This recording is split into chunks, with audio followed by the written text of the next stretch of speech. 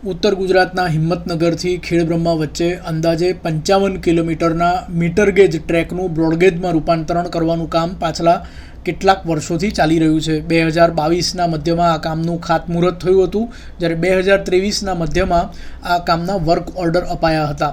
આ કામ 2 વર્ષમાં પૂરું કરવાનો અંદાજ હતો। હવે તે જૂન 2025માં પૂરું કરવાનો અંદાજ છે। આ પ્રોજેક્ટની આજે વાત મૂળ એટલા માટે કરવાની થાય કારણ કે પાછલા 2 દિવસમાં એક બ્રેક થ્રુ આ પ્રોજેક્ટમાં આવ્યો છે।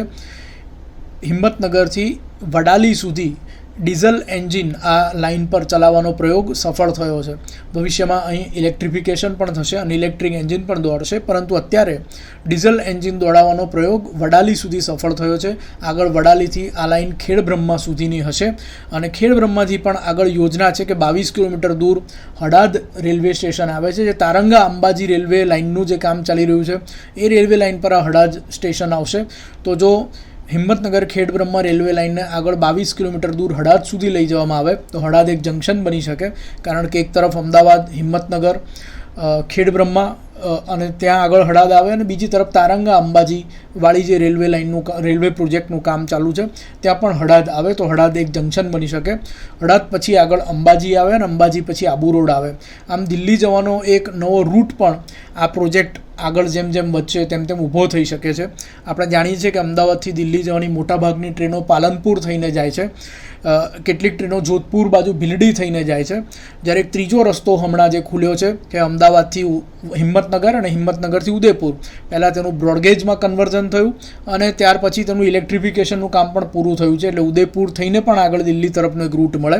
પરંતુ હિંમતનગર ખેડબ્રહ્મા અને ખેડબ્રહ્મા પછી જો અંબાજી અને આબુ રોડ સુધી આ લાઇનને લઈ જવામાં આવે અથવા તારંગા અંબાજી લાઇન સાથે હડાદમાં આ લાઇનને જોડવામાં આવે તો પણ દિલ્હી જવાનો એક નવો વિકલ્પ, એક નવો રૂટ મળી શકે છે। સ્થાનિક તાલુકાઓ જેમાં પોશીના અને વિજયનગરનો પણ સમાવેશ થાય, હિંમતનગર અને ઈડર અને વડાલીનો પણ સમાવેશ થાય, તેમને આ રેલવે લાઇન બ્રોડગેજ લાઇન જ્યારે શરૂ થશે ત્યારે ખૂબ જ ફાયદો મળશે, તેમને ખૂબ સારી કનેક્ટિવિટી મળશે। આ જે રૂટ છે તેમાં કયા કયા રેલવે સ્ટેશન જ્યારે ટ્રેન નિયમિત રીતે શરૂ થશે ત્યારે હોઈ શકે છે, તેમાં જાદર, સુર રોડ, ઈડર, કડિયાદરા જે નંદાનગર તરીકે પણ ઓળખાય છે, વડાલી અને ખેડબ્રહ્માનો સમાવેશ થાય છે। આ નંદાનગર તરીકે કેમ ઓળખાય છે તેનો પણ એક ઇતિહાસ છે।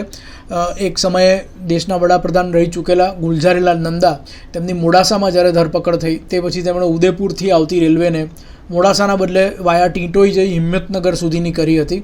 તે સમયે તેઓ ઈડર તાલુકાના કડિયાદરા નજીક આવેલા એક સ્થળે આવી પહોંચ્યા હતા, જેથી તે સમયથી કડિયાદરા રેલવે સ્ટેશન સાથે નંદાનગર રેલવે સ્ટેશનનું નામ જોડી દેવામાં આવ્યું।